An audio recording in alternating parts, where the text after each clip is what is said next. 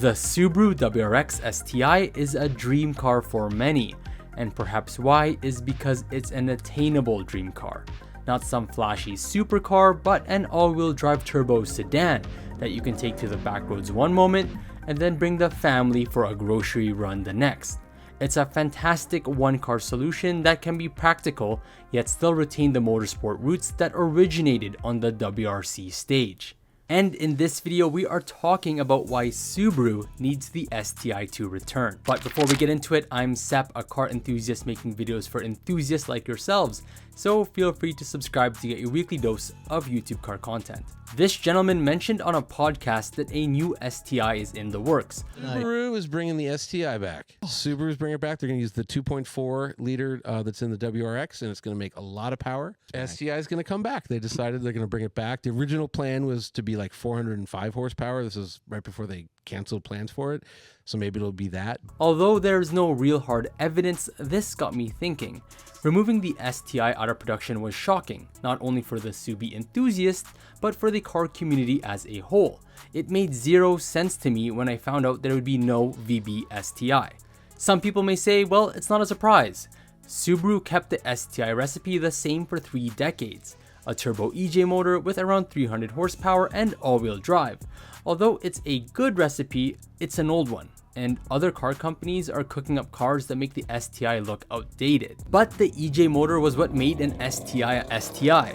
The rumble, the turbo lag, the sudden rush of boost, the terrible fuel economy, these are all part and parcel of all STIs that ever existed. However, Subaru keeping the STI so stagnant may have been its undoing. In North America, for its price, the STI didn't really have too much competition in the manual turbo all-wheel drive category. It was the Evo, Ford Focus RS, and the Golf R. But once the Evo died and then a few years later the Ford Focus RS died, it was just the STI and Golf R. Although both were competitors, each had their own target market that didn't seem to overstep on each other. Knowing this, Subaru didn't need to change the STI because its performance was good enough. Maybe that's Subaru Technica International's fatal flaw. It was just good enough, but never significantly better. The mentality of don't fix what's not broken is a bad excuse when it comes to performance vehicles nowadays. Because if you don't keep up with modern day demands regarding performance, efficiency, and price, you'll be left behind, and the STI being discontinued is a sign of it. Personally, for me, I believe there are plans for a new Gen STI, but it isn't ready. Subaru kept the EJ platform as their bread and butter, and they know that a next-gen STI needs to have a platform that will have the same type of longevity that can adapt and move forward for years to come, while adhering to the emission regulations set by governing bodies. What I thought Subaru would have done is take the FA24, change the internals, throw on a larger turbo, add on the STI drivetrain, and bring it up to the 350 horsepower mark. But perhaps Subaru wanted to do more. They needed to do more. Why? The WRX and STI are some of the most commonly tuned cars in the world, and one major reason is that people want more power. The rumors that sparked 3 years ago and again were repeated just recently by Jonny Lieberman was Subaru is making a 400 horsepower STI. Now, how's that gonna happen? The rumors mention a revised FA24, but with an electric hybrid setup. Not too sure how I feel about a hybrid, but it sort of makes sense. It helps with the emission side of things, but also if Subaru is using the FA24, it will need some help to get to that 400 horsepower mark reliably, and electric assistance could be the way. Look at the only other car manufacturer that uses boxer motors, Porsche. The entry-level 911 pushes 388 horsepower out of a flat 6-cylinder twin turbo. So a larger engine plus an additional turbo allowed the Porsche engineers to get close to the 400 horsepower mark. Since the FA24 is a 4-cylinder and Subaru hasn't made a twin-turbo boxer motor since the Japanese exclusive legacy in the 1990s and early 2000s, it's unlikely they will make power the same method Porsche will. And come on, Subaru doesn't have the same pockets as Porsche does. Electric assistance is feasible because Subaru has this type of technology in their back pocket, which was first revealed all the way back in 2005. I mentioned this in a previous video, but as a recap, the Subaru B5 TPH. This was a concept car Subaru showcased during the 2005 Tokyo Motor Show. It featured Subaru's turbo parallel hybrid setup, or the TPH system. This utilizes a 2-liter turbocharged boxer engine pushing 256 horsepower and 253 pound-feet of torque, and a 10 kilowatt electric motor, powered by a lithium-ion battery pack. This electric motor is placed between the engine and transmission, adding an extra 111 pound-feet of torque. So the turbo engine works together with the electric motor, which reduces turbo lag and optimizes fuel economy.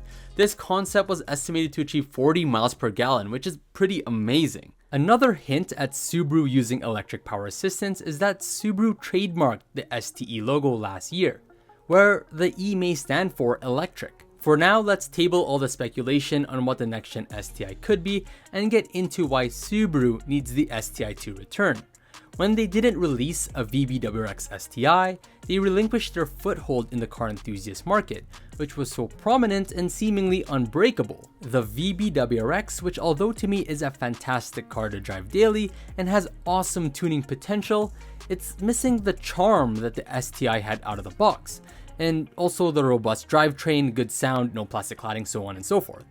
All the Subaru fans who were ready to throw money at a next-gen STI were disappointed, and a lot of people either bought a previous generation STI or jumped ship and moved on from the Subaru platform as a whole. The VB WRX sales were down nearly 40% at the start of this year, and they don't look like they'll be any better by the end of the year. Subaru releasing the TR and TS won't be enough to satisfy the demand for an STI. A better trim package of the WRX won't be a replacement for one. That's why the STI needs to make a return, or at least at a minimum, Subaru to confirm if the STI will return. I myself am getting tired of hearing rumors. I want real answers from Subaru, and I'm sure many of you do too. If the WRX sales keep tanking, could Subaru financially justify even proceeding with a next-gen STI if they're losing money from dealers having to discount VB WRXs just to get them off the lot? A new STI could redeem Subaru from the somewhat low point they're at when it comes to their performance lineup. A new STI is what really could boost the car enthusiast aspect of their brand. I do think though that Subaru is on the right track by bolstering motorsport activity like the Project Midnight and the Nürburgring 24-hour race, but there's no better marketing than seeing STIs driving around. One thing that Subaru can do as an interim measure to appease its WRX and STI customers is to do an update of the VB WRX. Revise the styling to make it look better, just do something with it, or ask Aeroflow Dynamics how to. Keeping the FA24 the same is okay for me, but the one thing that could really make it better is if they install the TY85 transmission in it from the STI. A lot of people have already done the swap, so it's doable. Subaru just needs to action it. Subaru putting a STI transmission in something that is not an STI has been done before. Subaru installed a revised version of the TY85 STI transmission in the 2007 Legacy Spec B, where the 2006 model year came with the WRX's TY75.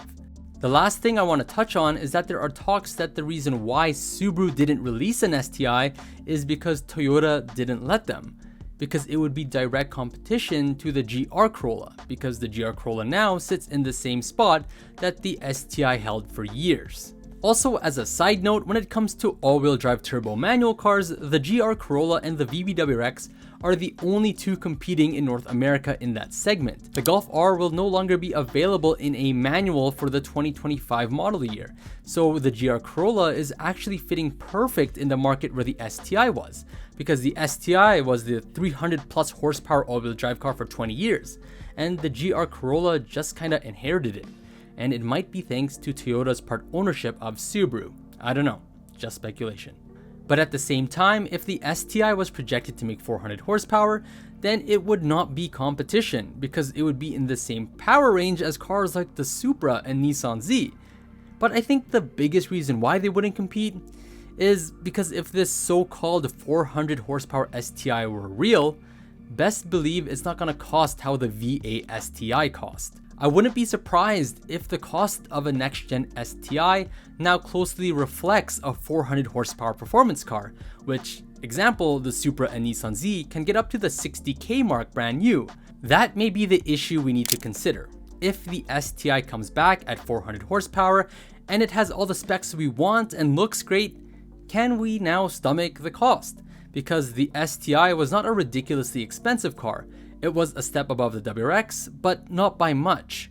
Now that the higher trim VB WRXs are close to the mid 40k USD range, the new Gen STI could break to the higher 50k range, or as mentioned earlier, 60k.